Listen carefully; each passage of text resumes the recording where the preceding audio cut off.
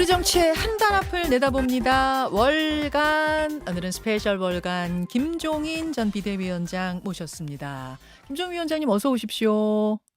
네, 안녕하세요. 네, 네. 어떻게 추석 명절 연휴는 잘 보내셨습니까?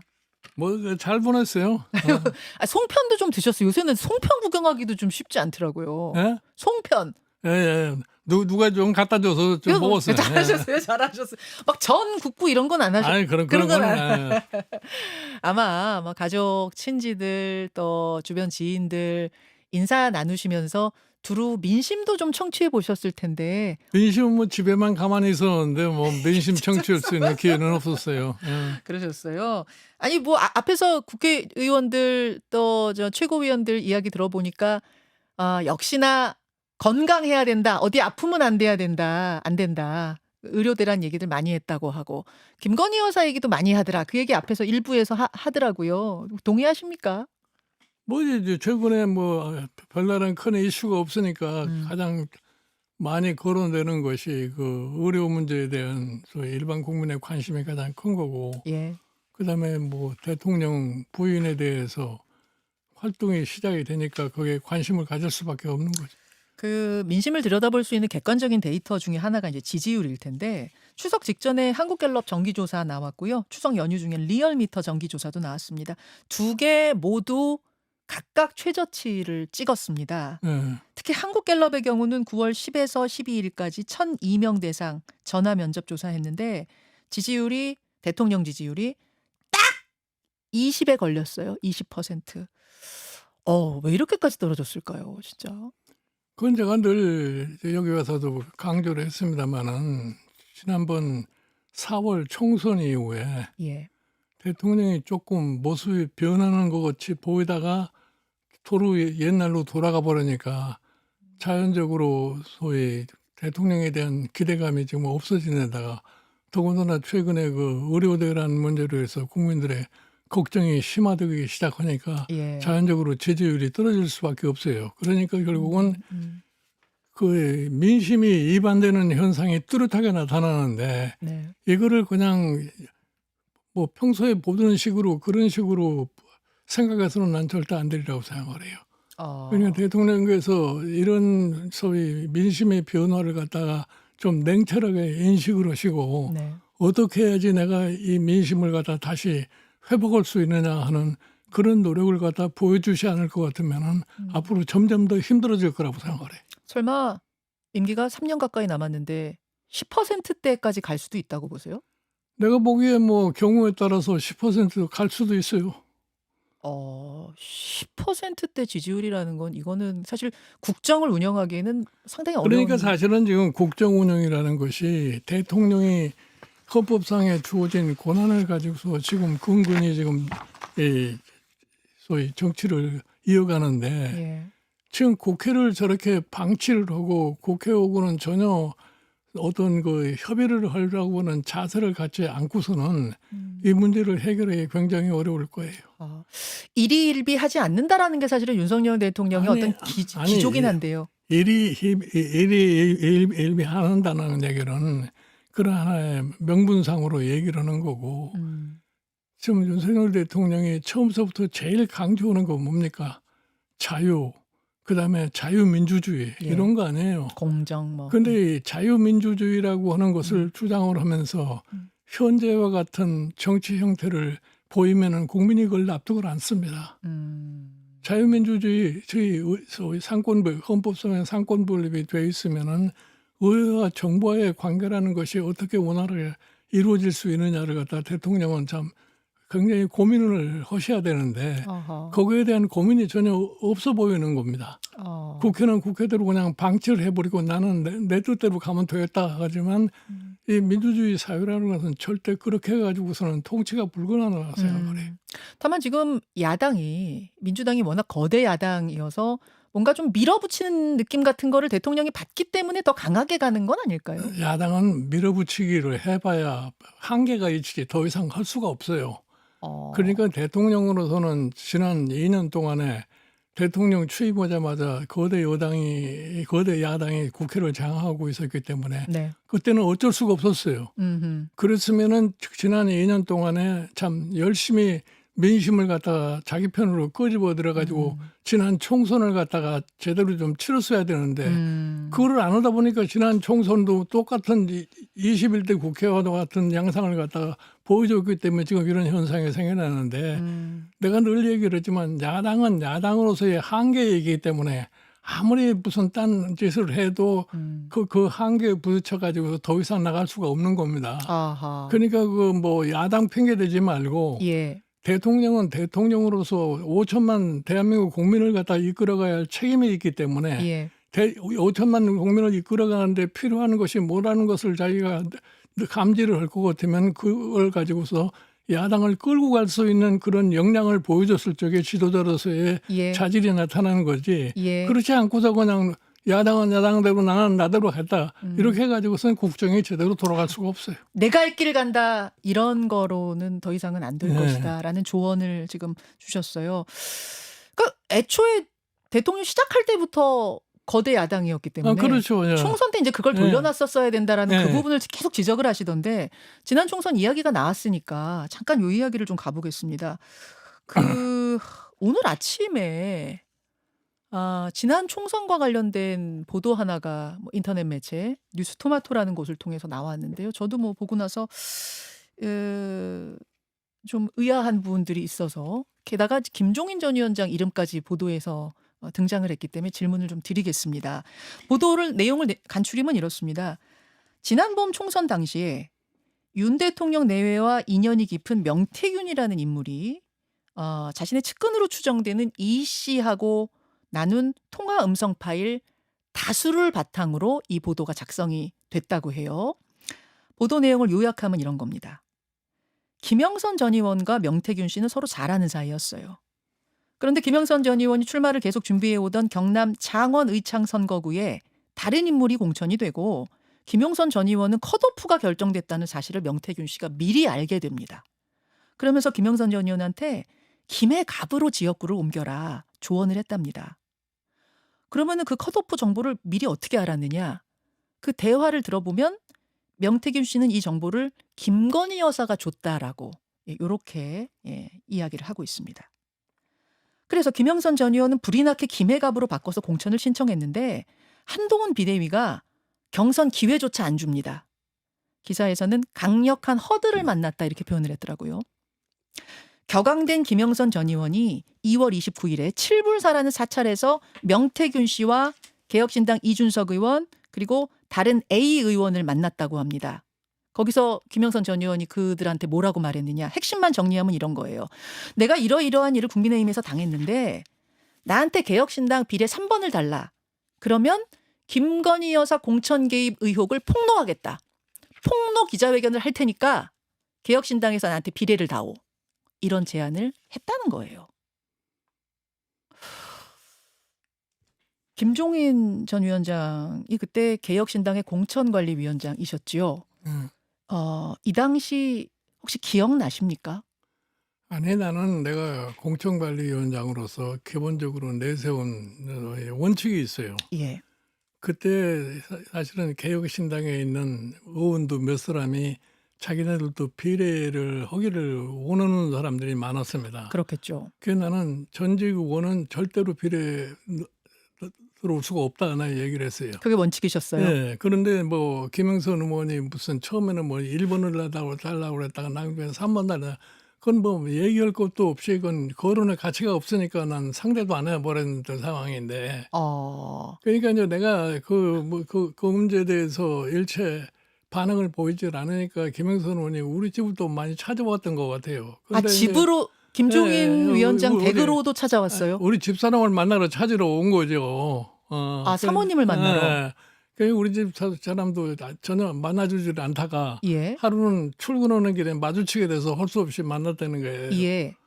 그 우리 집 사람이 뭐라고 그랬냐면은 당신이 개혁신당에 비례가 되면은 개혁신당은 망한다. 그러니까 그 말 끄집어내지도 말아라 하고 보내버렸대요.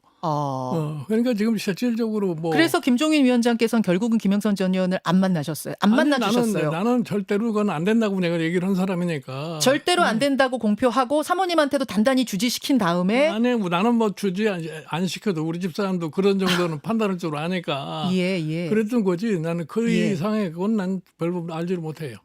그러면은 그 칠불사에서 이준석 당시 대표하고 뭐 또 다른 A라는 이 개혁신당 인사하고 만난 후에 이 안건을 가지고서 이제 논의를 해보자 했을 거 그러니까 아닙니까? 뭐 칠보사에서 만난지 안 만난지 나는 이건 처음 듣는 얘기고. 어. 하여튼 나 공관위원장한테 나를 보고 무슨 비례대표 1번, 3번 이런 얘기가 다 얘기를 일단 듣긴 들었어요. 듣긴 그러나 들으셨어요. 전혀 거기에 대해서 일체 반응을 안 하니까 이제 나한테는 포기를 상태인 거죠. 아, 그렇군요. 그러면은 이 칠불사라는 곳에 그 모임에서 다른 개혁신당 사람들한테도 작업을 제안을 하고 또 한 트랙으로는 김종인 위원장한테도 계속 개인적으로 아니 제안을 그러니까 하고 이제 그랬던 그 겁니까? 사람들은 말이죠. 어떤 아주 얄팍한 속셈에서 그 당시에 개혁신당의 의원이 4사람이었어요. 예. 근데 의원이 5명이 돼야지 선관위에서 뭐 선거 보조금으로 26억인가 받는다고 그런 생각을 하니까 그 어떤 경우에 보면 개혁신당 쪽에서 보면 상당히 매력적일 수도 있어요. 김영선 당시 의원 현역 의원이었으니까. 그러나 이제 그런 걸 노리고서 아마 그랬었는지 모르지만 나는 그때도 내 그런 거예요. 돈 26억이 중요한 게 아니라 이 당에 존폐 문제가 있기 때문에 그렇게 해가지고선 이 선거에서 도저히 승리를 할 수가 없단 말이야. 그렇게 해서 나는 이제 완강하게 내가 안 된다고 그러고 그런 그 기억만은 있어요. 아, 그렇군요. 사실은 개혁신당이 여권의 표를 더 가져와야 하는 상황에서 김영선 전 의원의 제안이라는 게 뭐 지원금뿐 보조금뿐만 아니라 표에 있어서도 좀 매력적인 제안이었을 수도 있겠지만 원칙은 그게 아니다. 그렇다고 해서 저희 국민의힘에 갈 표가 개혁신당으로 오질 않습니다. 뭐 김영선 의원이 무슨 뭘 폭로를 하고 뭐 여기 왔다고 그래서 그게 도움이 될 게 하나도 없어요. 근데 그런 판단을 못하면은 내가 보기엔 정치적으로 참 능력이 없다고 생각할 수밖에 없어요. 그래서 이제 개혁신당은 뭐 깨끗하게 아니다 거절을 했다는 네. 말씀이시고 그 당시 김영선 전 의원이 폭로를 결국은 안 했잖아요. 기자회견 안 했는데 무슨 얘기를 하려고 했는지는 들으셨었어요. 무슨 얘기를? 그러니까 김건희 여사가 공천에 어찌 개입했고 자신을 어떻게 나는 했다라는. 그 과정은 내가 잘 모르겠어요. 나는 듣기로는 무조건 하여튼 공천을 해서 1번이나 3번을 했으면 한다는 그런 얘기만 들은 거지. 그 김건희 여사 공천 개입 의혹을 내가 터뜨리겠다고 하는 그 내용은 이러이러하다라는 네. 얘기는 정확히는 모르세요. 그건 아마 관심도 없고 내가 들으려고 하지도 않고 그런 거지. 그 당시 소문은 파다했다라고 아까 신지호 의원이 그러셨던가요? 이현주 의원이 그러셨군요. 지난 총선 말고 초기에 그런 소문을 내긴 냈던 것 같더라고. 소문은 있었던 걸로. 알겠습니다. 만약 이게 지금 뭐 다수의 통화 파일을 확보했다라고 뉴스토마토가 얘기해요. 다만 그 통화가 명태균 씨와 김건희 여사의 통화는 아닌 것 같고 명태균 씨가 측근인 A 씨한테 내가 김건희 여사랑 이렇게 또 얘기해서 이렇게 했어. 뭐 이런 내용들인 것 같은데 이 정도 이게 만 녹취가 공개까지 된다고 하면 그 파장은 어느 정도일 거라고 글쎄 보십니까? 모르겠어요. 나는 명태균 씨가 김건희 여사하고 얼마만큼 통화를 했는지 안 했는지는 난 별로 관심이 없으니까 내가 뭐 잘 모르겠고 하여튼 이 김영선 의원과 관련해 가지고서 뭐 이준석 당시 대표한테 뭐 비례대표를 좀 이렇게 해달라 저러다 나 그런 얘기만 해 들었던 거. 그것까지는 확실하다 이런 말씀. 조금 전에 이준석 의원이 글을 올렸습니다. SNS에.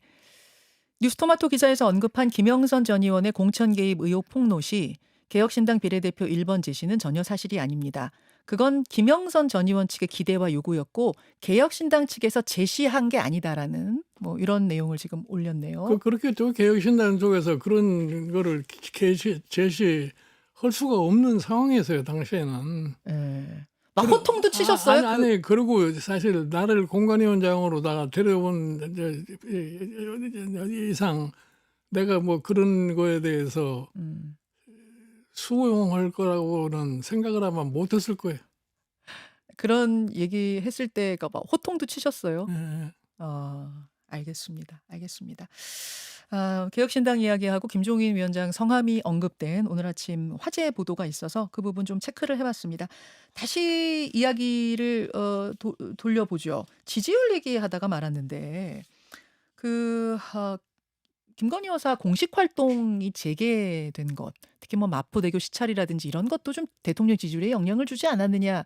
여권에서도 좀 아쉬운 소리가 나오는 것 같더라고요. 어떻게 보십니까? 내가 보기에는 네. 그 문제는 누구도 해결할 수 있는 방법이 없어요. 예를 들어서 김건희 여사가 자기의 이 공식적인 활동이 네. 대통령에게 어떠한 영향을 미칠 것인가를 스스로 생각을 해서 자제를 하거나, 그렇지 않으면 대통령께서 그 문제에 대한 인식을 제대로 해가지고서 자제를 시키거나, 둘 중에 하나지 다른 방법이 나는 없다고 생각을 해요.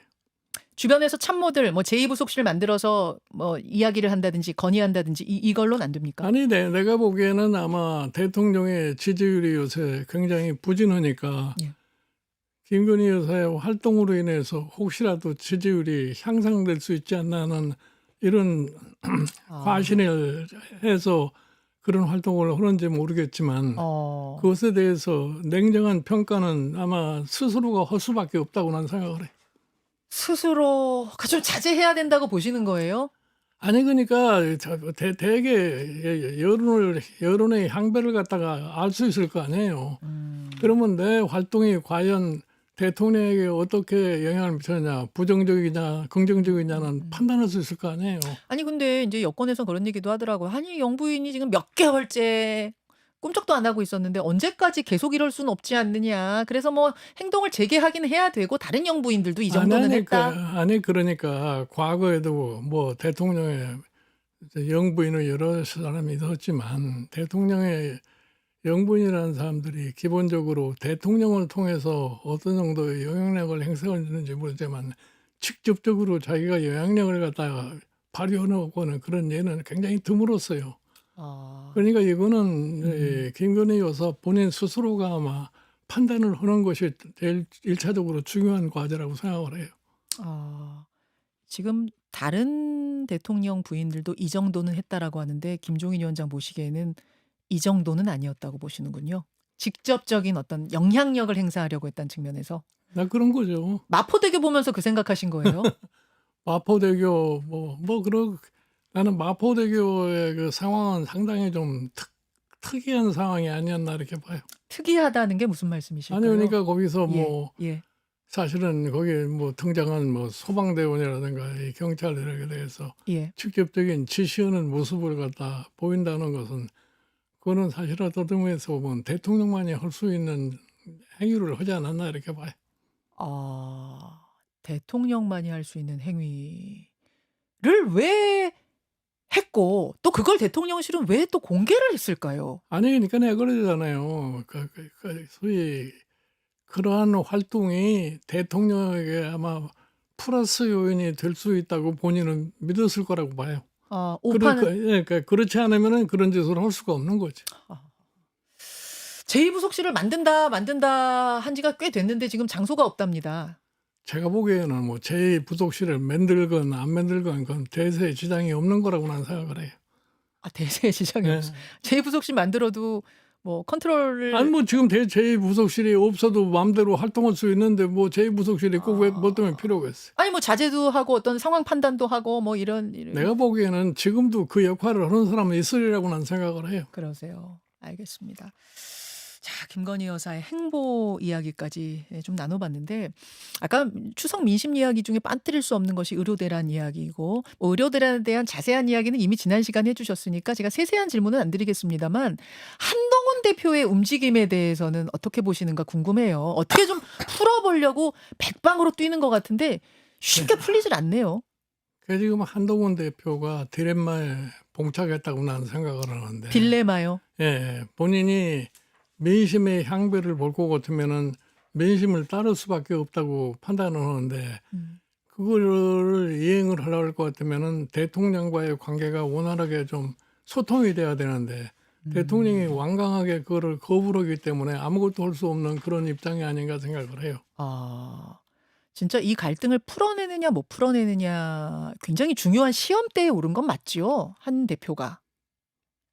나는 솔직히 얘기해서 이 한동훈 대표의 경우는 윤석열 대통령이 가장 신뢰한 사람이라고 생각을 해서 총선을 앞두고 비대위원장으로 데려온 거 아닙니까? 그렇죠. 그런데 이제 선거는 과정 속에서 좀 서로 간의 감정에 골이 깊어져 가지고서 한동훈 체제 자체에 대한 불신을 가져왔던 거라고 생각을 해요. 그래서 지난번 소위 대표 선출 과정에서는 대통령으로서는 원희룡이를 앞에 내어 가지고서 원희룡이가 대표가 됐으면 했는데 결국은 일반 국민이나 당원들의 지지에 의해서 그 63%의 지지를 가지고서 한동훈이가 되지 않았어요. 예. 그러면 한동훈 대표가 어느 정도 행동 반경을 가질 수 있는 여유를 좀 제공을 해줘야 되는데 그 여유가 제공되지 않기 때문에 지금 당정 관계가 완전히 좀 삐뚤어진 그런 상황에 있지 않나 이렇게 생각을 해요. 근데 이것이 사실은 어떻게 보면은 대통령한테도 그렇고 당한테도 그렇고 결코 좋은 결과라고는 볼 수가 없습니다. 그러니까 당정이 어느 정도 좀 원활하게 돌아갈 수 있도록 하기 위해서는 제가 보기에는 현재 상태로서는 대통령이 어느 정도 좀 이 융통성이 있는 자세를 보여주는 것이 문제 해결의 가장 첩경이 아닌가 내가 봐요. 대통령 지지율 이 문제 풀기 위해서도 결국 한동훈 대표한테 룸을 좀 줘야 된다고 보시는 거군요. 내가 보기에는 그것이 아마 현명한 방법이라고 생각을 해요. 현명한 방법이라고. 한동훈 대표에게 조언을 지금 주셨는데 만약 이 의료 갈등 잘 풀면 한동훈 대표가 정치적으로 한 단계 좀 도약하는 계기가 될 거라고 보세요. 근데 내가 보기에는 한동훈 대표가 도약할 줄 정도로 그러한 여유는 생기지 않을 거라고 봐요. 왜 그렇게 보세요? 왜냐하면 대통령께서 지금 한동훈 대표에 대한 신뢰가 네. 옛날하고는 전혀 다른 상태에 있기 때문에 과연 한동훈 대표가 자기의 위치를 어느 정도 네. 향상시켰을 정도의 대통령이 아량을 베풀 것이냐에 대해서는 기대하기가 굉장히 어렵지 않나 생각을 해요. 왜 아량조차도 못 베풉니까? 그렇게 가까운 사이였는데? 아니, 가까운 사이가 틀어지면 더 골치 아파지는 거죠. 그렇긴 하네요.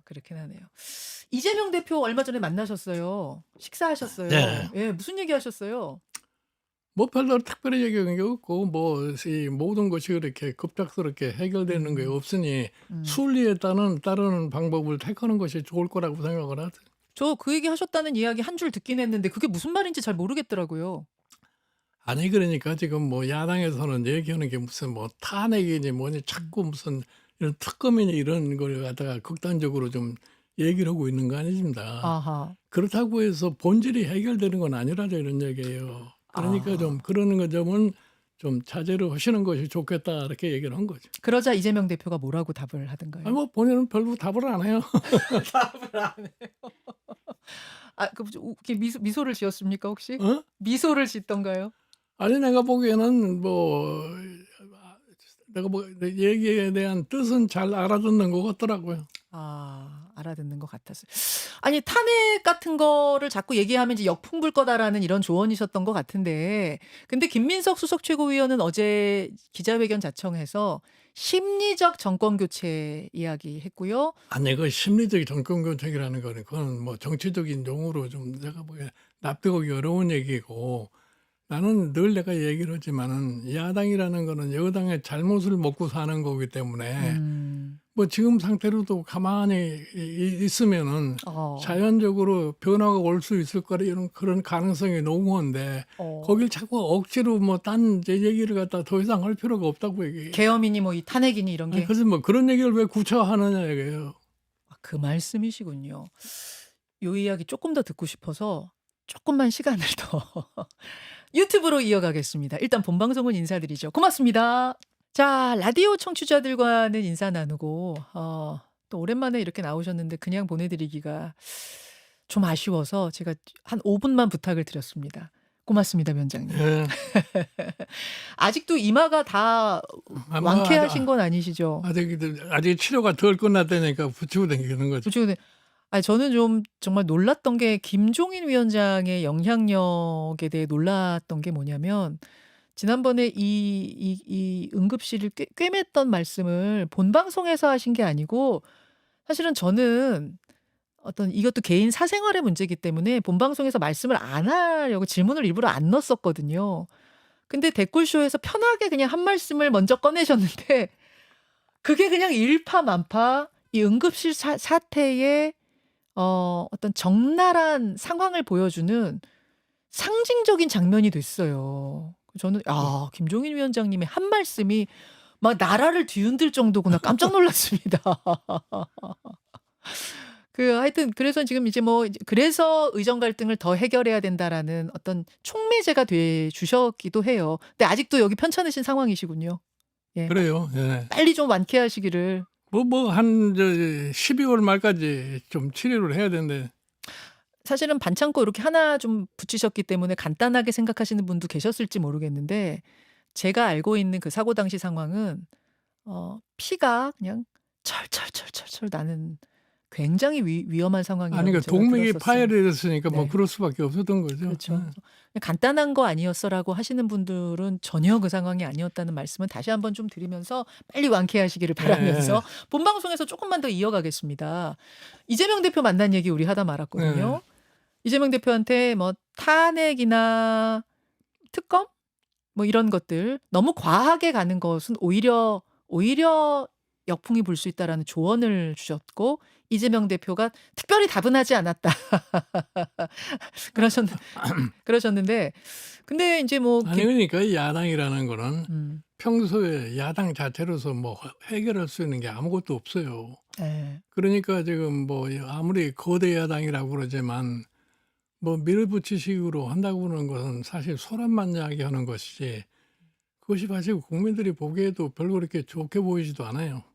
그러니까 좀 점잖은 방법으로 좀 참고 기다리는 그런 모습을 보이는 것이 나는 야당으로서도 현명한 태도라고 생각을 하는 겁니다. 그런데 지금 야당의 유사이의 제스처들을 보면은 실제로 정말 조기 정권 교체? 정말로 탄핵을 하려고 하는 건가라고 나는 생각되는 행동들이 좀 사실 있어요. 대한민국에 그래도 헌정 질서라고 하는 것이 유지가 되려면은 당선된 대통령이 임기를 채우고 그만두는 것이 나는 정상이라고 봐요.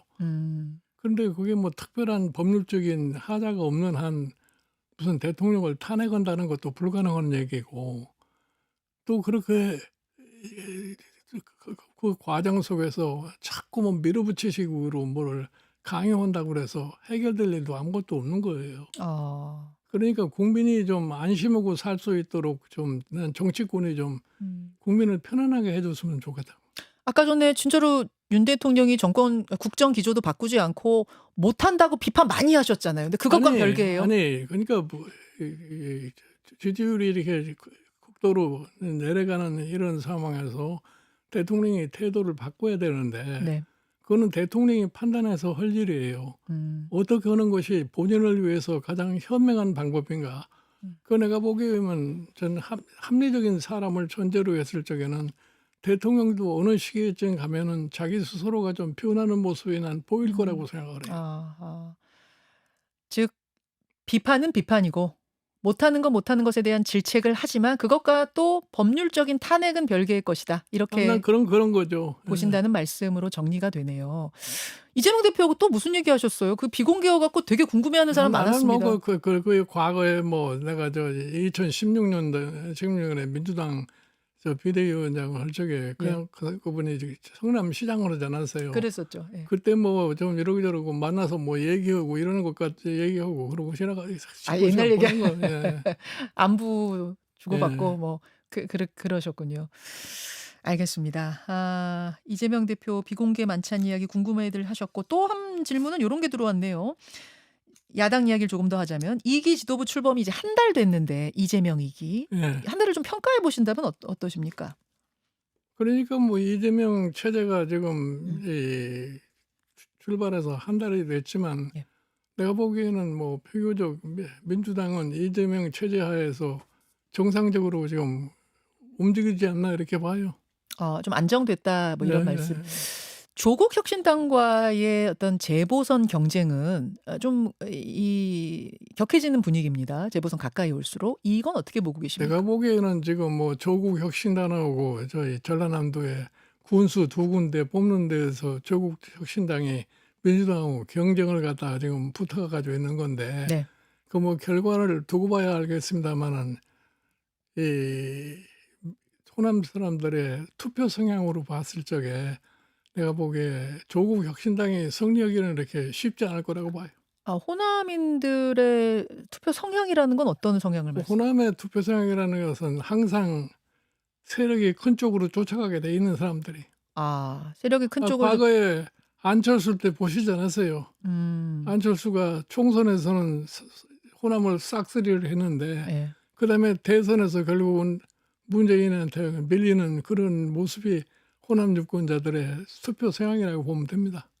아, 그러면 총선 당시는 대세를 안철수라고 본 것이고 예. 대선 당시는 문재인을 밀어줘야겠다 이쪽이 예. 대세다라고, 그러니까 예. 될 것 같은 쪽에 밀어준다 그 말씀이세요? 네, 그렇죠. 아, 지금은 민주당을 밀어주는 게 더 맞다고 호남인들이 전략적으로 판단할 네, 거다. 내가 보기에는 그렇게 갈 거라고 봐요. 근데 지금 조국혁신당도 아예 그쪽에서 월세살이를 할 정도로 강하게 대안 근데 세력으로서의 사실은 조국 그 혁신당이라고 하는 거는 네.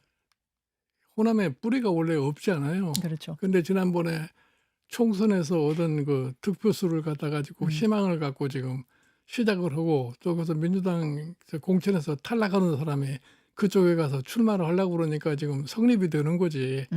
그 자체가 그렇게 대단히 어떠한 깊은 뿌리를 가지고 덤비는 게 아니기 때문에 아, 그렇게 좋은 결과가 나올 거라고는 보지는 않습니다. 그렇게 보시는군요. 알겠습니다. 알겠습니다. 아까 그 오늘 아침 나온 보도관에서 알고 계시던 바를 다 말씀해 주셨는데도 불구하고 우리 청취자들의 질문은 아까 그 기사와 관련해서 계속 들어오고 있습니다. 네.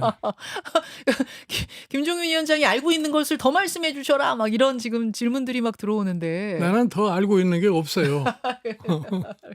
아니 만약 이게 지금 두 파트로 나뉘잖아요. 즉 김영선 전 의원이 국민의힘에서 어디를 신청했는데 뭐 김건희 여사가 어디로 가라고 했고 그래서 어디로 옮겼는데 한동훈 비대위에서 그걸 받아주지 않아서 즉 거절을 해서 열받아서 이제 개혁신당으로 그걸 가지고 왔다. 이렇게 이제 두 파트로 이야기가 나누는데 이 개혁신당으로 가지고 온 파트에 대해서는 잘 알고 계시는 거고 이 앞파트 국민의힘에서 벌어진 일 이게 만약 사실이라면 이것은 정치권에 어떤 파장을 낳습니까? 그러니까 이제 국민의힘에서 벌어진 일에 나는 구체적으로 잘 모르겠어요. 예. 예? 어떻게 해서 그렇게 그런 일이 생겨났는지를 내가 아는 거는 내가 공관위원장으로 있었기 때문에 그분이 무슨 뭐 1번이나 3번 비례를 원한다는 그런 얘기만 들었기 때문에 그 이상의 건 내가 잘 알지를 못해요. 그렇죠. 뭐 개혁신당 것은 잘 아시니까 지금 네. 깨끗하게 말씀을 네. 해주셨고 만약 이 앞분 국민의힘에서 벌어졌던 이른바 김건희 여사 공천 개입 의혹이 더 많은 물증이 드러나서 사실로 밝혀진다면 그거는 아니, 정치권의 큰 뉴스. 그거는 사실로 밝혀지기 전까지는 뭐라고 얘기를 할 수가 없는 거죠. 사실로 밝혀질 것 같으면 그건 뭐 상당한 정치적인 문제가 제기될 수 있다고 난 봐요. 결국은 지금 말들은 존재하는 거지만 이게 물증, 뭐 텔레그램 캡처라든지 김건희 여사 목소리가 들어간 녹취라든지 이런 물증이 나오느냐 안 나오느냐가 이 아니 그거는 뭐 분수령이겠군요. 그런 이제 물증이 나온 다음에 할 얘기지. 지금 그 정확하게 나부터 단언하지도 않지 뭐라고 거기에 대한 얘기를 할 수가 없는 거죠. 알겠습니다. 알겠습니다. 자, 오늘 뭐 제가 두루 국내 정치에 관한 이야기, 특히 추석 민심 중심으로 말씀을 드렸는데요. 김종인 전 위원장이 여러분 경제 전문가시잖아요. 그래서 밤사이에 들어온 미국 금리 인하 이야기는 잠깐 좀 여쭙고 갔으면 좋겠습니다. 예. 빅컷이 예, 단행됐어요. 0,5를 갖다가 0,5. 인하를 했으니까 예. 예상하셨어요, 위원장님? 뭐 그동안 한동안 뭐 빅컷을 하느냐 그러면 좀 스몰이나 할 거느냐 하다가 결국 가서는 0,5라는 거를 갖다 택했는데 네. 뭐 지금 연방 은행에서 발표한 대로 지금 미국의 고용 사정이라든가 물가 사정이라든가 여러 가지로 참조했을 적에 그 정도의 금리 인하를 해도 괜찮다고 해서 금리 인하를 한 것 같아요. 네네. 그런데 미국의 금리 인하가 뭐 사실은 왜 중요하냐? 과연 미국의 금리 인하가 우리나라 금리에 어떤 영향을 미칠 것이냐 하는 것이 우리의 관심 거 아니에요. 그렇죠. 그러니까 이제 우리도 이제 금리를 인하할 수 있는 가능성이 제기가 되고 있지 않느냐 이렇게 지금 볼 수가 있어요. 근데 우리가 지금 금리 인하의 문제는 네. 지금 사실은 부동산 투기, 아파트 투기라고 하는 것이 지금 다시 시작되는 이런 모습을 보이고 아직도 뭐 저희 주택담보 대출이 자꾸 늘어나는 그런 모습을 보이고 있기 때문에 네. 과연 미국에서 0,5를 내렸다고 그래서 우리나라와 미국의 금리 차이가 아직도 존재하는데 과연 우리 소위 금통위가 이거를 결단을 해서 금리를 인하할 수 있느냐는 우리가 기다려봐야 할 상황이라고 봐요. 경제 전문가로서 만약 김종인 위원장이 지금 결정을 하신다면 어떻게? 내가 보기에는 아직은 금리를 인하할 수 있는 그런 단계는 우리는 아닌가 이렇게 생각을 해요. 그렇지만 미국하고 금리 차이가 커지면 이게 환율 문제, 뭐 수출 문제도 있고. 그러니까 우리나라하고 지금 미국과의 금리 격차가 지금 0,5가 내려갔음에도 불구하고 아직도 격차가 있는 거거든요. 예. 그렇기 때문에 아직도 우리가 금리 인하를 갖다가 그렇게 속단해서 할 수 있는 그런 여건은 아닌가 생각을 아직도 해요. 아니라고. 네. 미국 얘기가 나왔으니 말인데 해리스 후보와 트럼프 후보 미국 대선 재밌게 돌아가죠. 아니 그러니까 지금 최근에 지금 트럼프가 거의 뭐 바이든과 경쟁했을 때에는 거의 당선이 확실한 것처럼 보였는데 예. 바이든이 사퇴하고 해리스가 등장함과 동시에 좀 트럼프의 추세도 점점 주춤하는 상황이고 최근에 와서는 조금 더 벌어지는 그런 모습을 보이고 있어요. 토론 이후에. 그런데 예. 이렇게 봤을 적에 지금 해리스라는 사람이 당선이 될 가능성이 있겠다고 나는 이렇게 생각을 하는데. 해리스 될 것 같으세요? 네, 왜 그런 얘기를 하냐면은 예. 사실은 민주당이 지금 현직 대통령이 출마를 준비하다가 사퇴를 하고서 지금 하는 것이 지금 두 번째입니다. 예. 1968년대 존슨 대통령이 출마를 하려다가 부통령인 험프리한테 양보하고 물러났어요. 그때는 월남 전쟁 반대 이런 등등이 생겨가지고서 민주당이 완전히 분열이 돼 버렸다고. 예. 그래서 민주당이 그냥 닉슨한테 패배를 할 수밖에 없게 되었었는데 이번에는 바이든이 시기적으로 굉장히 적정한 시기에 좀 그만두지 않았나 이렇게 봐요. 타이밍이. 그래서 지금 바이든이 그만두고 나면 다음에 민주당이 아주 굉장히 결속력이 강해졌다 맞습니다. 이런 얘기예요. 예. 그런 측면에서 보아도 그렇고 또 최근에 소위 대통령 선거 작업 모금에서도 봤을 때 해리스 쪽이 훨씬 더 유리하게 돌아간다는 모습을 보이고 있는 거예요. 이런 점을 그렇게 감안할 것 같으면은 네. 해리스의 당선 가능성이 좀 더 높아 보이지 않나 이렇게 생각을 해. 약간 막 기세라는 거 있잖아요. 기세가 좀 올라가는. 예. 그 분위기가 지속될 것 같다. 12월까지.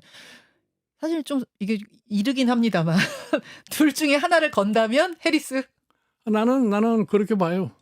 아니 트럼프가 또 암살 시도가 있었어요. 그런 거는 영향을. 그 자체는 내가 보기에 크게 표심에 영향을 미치리라고 생각하지 않아요. 그렇게 보시는군요.